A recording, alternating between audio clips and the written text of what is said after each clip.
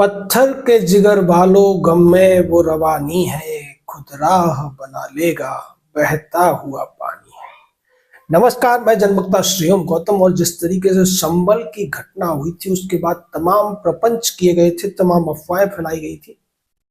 और जिस तरीके से पुलिस वालों पर हमला हुआ था, हजारों की भीड़ ने लाठी पत्थरों से हमला कर दिया था, बाद में गोलियां भी चलाई थी। इसमें 5 लोगों की मौत हुई थी। इसको लेकर सुप्रीम कोर्ट तक मामला पहुंचा था, लेकिन उसके बाद जब इस पूरे मामले में अपराधियों पर उत्तर प्रदेश पुलिस ने, योगी सरकार ने कार्रवाई की, तो तमाम ऐसी बातें, तमाम ऐसे राज खुलकर सामने आने लगे जिनके किसी को उम्मीद नहीं थी।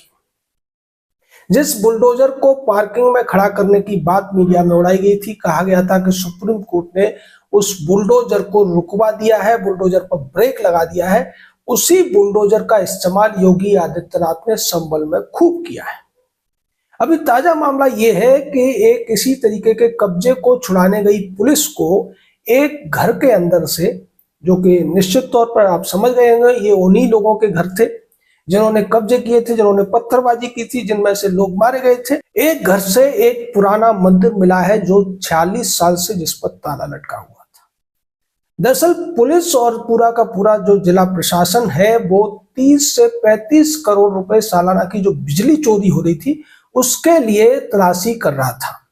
और तलाशी में यह पाया गया कि तमाम मस्जिदों में बिजली चोरी की जलाई जा रही थी। एक मस्जिद से तो करीब 59 पंखे लगे हुए थे, 40-45 लाइटें लगी थी, तमाम पॉइंट्स लगे थे, तमाम बिजली की पानी गर्म करने वाली रॉडें पकड़ी गई और ये सब चोरी की बिजली से हो रहा था। उसके अलावा 300 घरों में चोरी की बिजली का इस्तेमाल होते हुए पाया गया, जिसमें फ्रिज, टीवी सब कुछ चल रहा था, लेकिन चोरी से।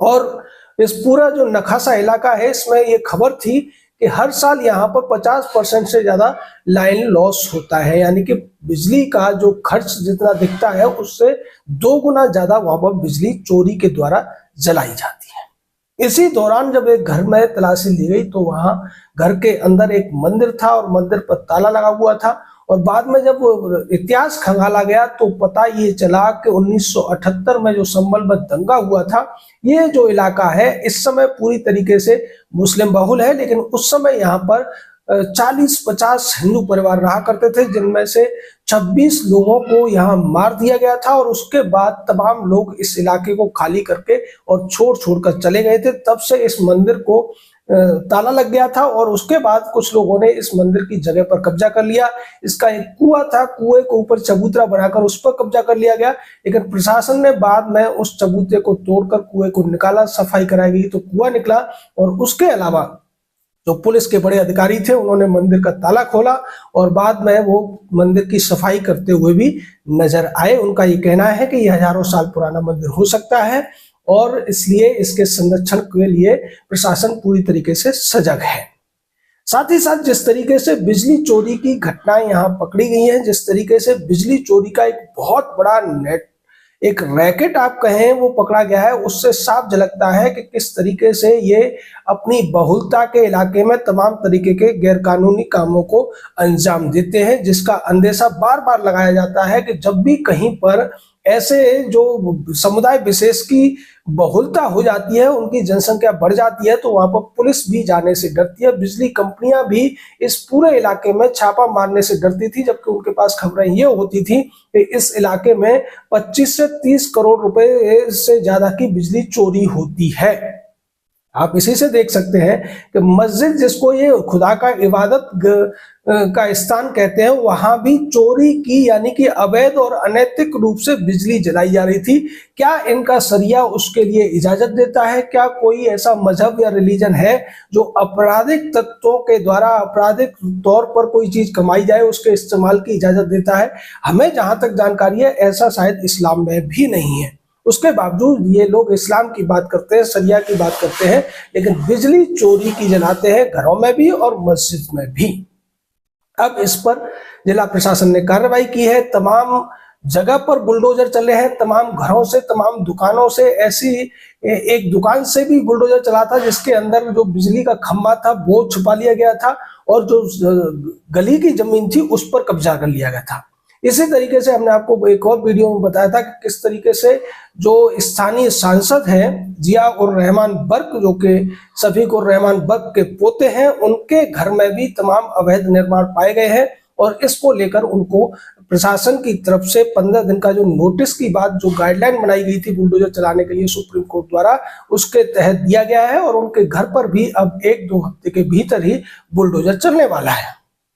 लेकिन यहाँ जिस तरीके से देखने को मिलता है कि पहले ये लोग अपराध करते हैं, गुंडागर्दी करते हैं, पत्थरबाजी करते हैं और जब उसके खिलाफ कार्रवाई में या फिर इनके ही आपस में किसी दूसरे के गोली चलाने से किसी की मौत हो जाती है तो उसका ठीकरा पुलिस पर फोड़ दिया जाता है और बाद में उसको विक्टिम कार्ड के तहत मुद्दे को उठाया जाता है और बाद में तमाम जो विपक्षी पार्टियां हैं वो भी उन लोगों को विक्टिम बनाने की कोशिश करती है, विक्टिम बताकर उनके साथ सहानुभूति जताती है और सरकार के ऊपर ही आरोप लगाना शुरू कर देती है। लेकिन ये लोग भूल जाते हैं कि ये जो विक्टिम है ये ऐसे ही कश्मीर में सेना के ऊपर पत्थरबाजी करते थे, तब भी सुप्रीम कोर्ट में मामला लेकर ये विपक्षी लोग चले गए थे। उस समय सेना उनके ऊपर पैलेट गन चलाती थी, लेकिन पैलेट गन को भी इन्होंने रुकवा दिया था और ये कहा था कि ये मासूम भटके हुए लोग हैं। लेकिन संभल के मामले में एक और बड़ा खुलासा ये हुआ है कि उस दिन की जो भीड़ इकट्ठा की गई थी उसमें एक दिन पहले ही तमाम दूसरे इलाकों से जो मदरसे में रहने वाले छात्र थे उनको इकट्ठा करके बुलाया गया था और ये अकेले केवल संभल से ही नहीं, आसपास के इलाकों से, यहाँ तक के बुलंदशहर तक के मदरसों से छात्रों को बुलाया गया था। उन पर भी अब कार्रवाई करता हुआ प्रशासन और पुलिस दिखाई दे रही है। 400 से ज्यादा लोगों की पहचान हो चुकी है, जिसमें 100 के करीब गिरफ्तार भी हो चुके हैं और 100 लोगों के ऊपर इनाम भी घोषित हो चुका है। निश्चित ही जो लोग इस पूरे मामले के दोषी हैं, जिन्होंने हिंसा भड़काई थी, जिन्होंने पुलिस वालों पर हमला किया था और जिनकी गोलियों से वो 5 लोग मारे गए, हालांकि वो शामिल तो उसी भीड़ में थे, उसी भीड़ का हिस्सा थे, उन लोगों के ऊपर भी कार्रवाई अब सीधे तौर पर होती हुई दिख रही है और जो लोग इस पूरे मामले को अलग रंग देने की कोशिश कर रहे थे वो भी पूरी तरीके से एक्सपोज हो गए हैं और दुनिया को पता चल गया है कि संभल की उस मस्जिद और उसके आसपास के इलाकों में हो क्या रहा था,